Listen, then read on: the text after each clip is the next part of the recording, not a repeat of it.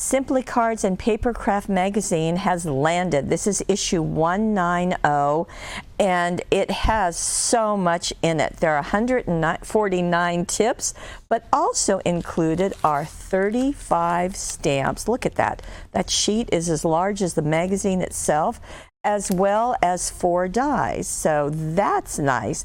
This is all from Card Making Magic, and let me show you some of the ideas in the magazine.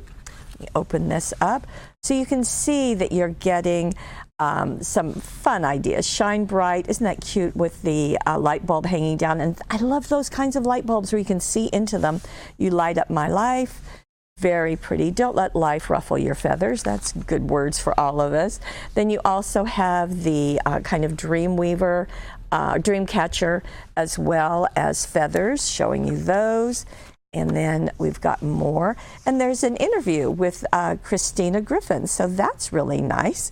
And so you see more ideas. I love this. I think that is so pretty to emboss the pieces and that you've die cut and then layer them onto your card. I think that's just lovely and would work really well with some of the Creative Expressions embossing powders.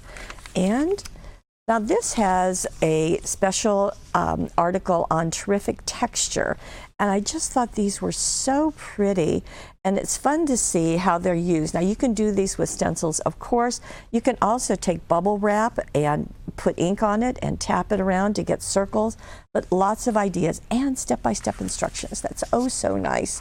And then here we have floating die cut frames. Now these are on acetate, but the pieces are glued to them and lifted on top of the card.